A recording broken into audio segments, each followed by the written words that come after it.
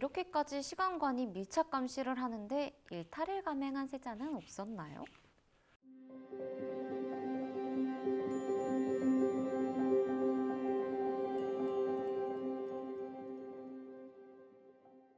세자의 일탈을 공식 기록에서 확인할 수는 없습니다만 모든 나름의 방책이 있지 않았을까 생각합니다. 우리 드라마에서도 보면 가끔 왕세자들이 변복을 하고 저작거리에 나선다든지 기방에 들른다든지 하는 그런 내용들이 있지 않습니까? 실제 이렇게 방만한 생활을 한 세자가 있기는 합니다. 바로 조선시대 최고의 문제 세자였던 양녕대군입니다. 양녕대군은 환관과 어울리기를 좋아했고 기방 출입도 서슴지 않았다고 합니다. 이로 인해서 시강원 관리들이 상소를 올려서 바로잡으려고 했지만 결국 세자의 파행을 막지 못해 폐세자가 되었습니다. 그러자 시강원 관리들의 직첩을 회수하고 법에 따라서 죄를 다스렸다고 합니다. 역시 양녕대군다운 일이네요. 그런데 세자의 교육이 잘못되었다고 시강원 관리를 처벌하는 것은 요즘식으로 말하면 학생이 잘못하면 선생을 벌하는 것과 같은 이치네요. 이건 좀 아닌 것 같은데요. 시강원 관리들도 정말 힘들지 않았을까요? 이렇게 세자를 잘못 가르쳤다고 해서 시강원 관리들을 벌주는 것은 소를 잃고 외양간 고치는 격이었겠죠. 그러므로 사전에 세자 주변 인물들을 훌륭한 인물들로 채우고 환경 그 자체를 교육적으로 만드는 것이 가장 중요한 일이었던 것 같습니다.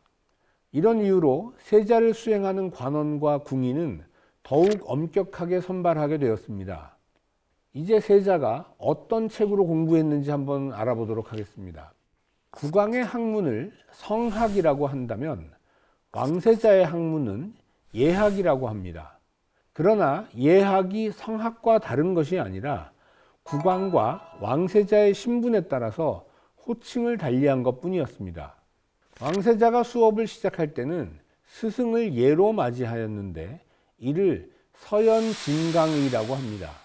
세자의 사부나 이사가 참석하는 강의면 왕세자가 먼저 스승에게 절을 한 다음 답배를 받았습니다. 수업이 시작되면 시강관은 왕세자가 전날 배운 것을 점검하고 이상이 없으면 그 다음 진도를 나갔다고 합니다. 강의를 진행하는 방식은 책에 나오는 글자의 의미와 뜻을 차례로 풀어주고 그 문장의 의미를 해설하는 방식이었고, 이어서 왕세자가 의문점이 있으면 바로 질문하고 시강관이 이에 답을 하였습니다.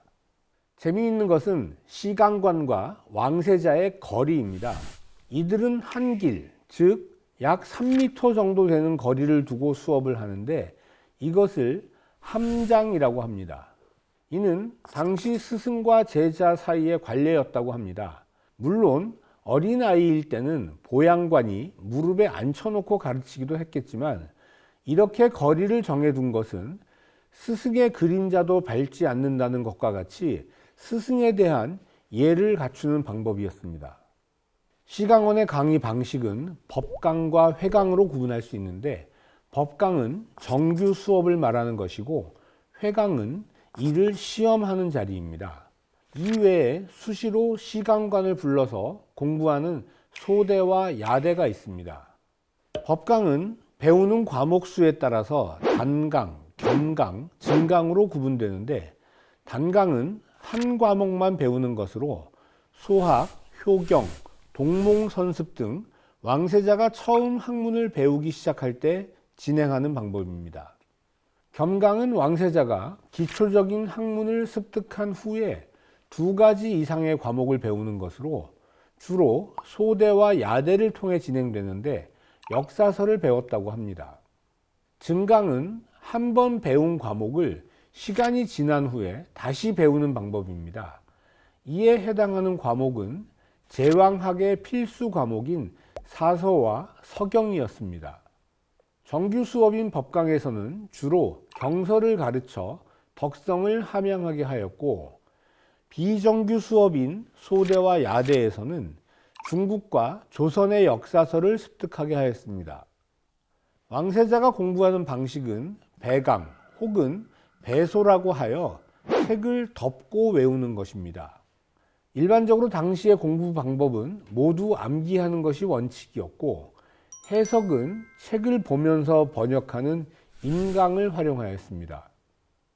해강은 국왕을 비롯해 사부와 시강원의 관원이 참석한 가운데 왕세자가 그동안 배운 경서와 역사서를 복습하고 평가하는 강의를 말합니다.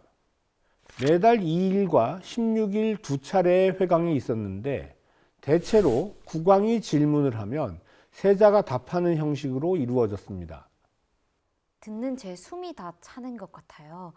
모든 사람들의 지식을 오롯이 세자 한 사람에게 쏟아붓는다는 느낌이 듭니다. 이런 식으로 공부하는 것을 좋아하던 세자도 있었겠죠? 좋아했는지 어땠는지 알 수는 없지만 대부분의 세자는 이런 공부 방법을 잘 참고 견뎌냈습니다.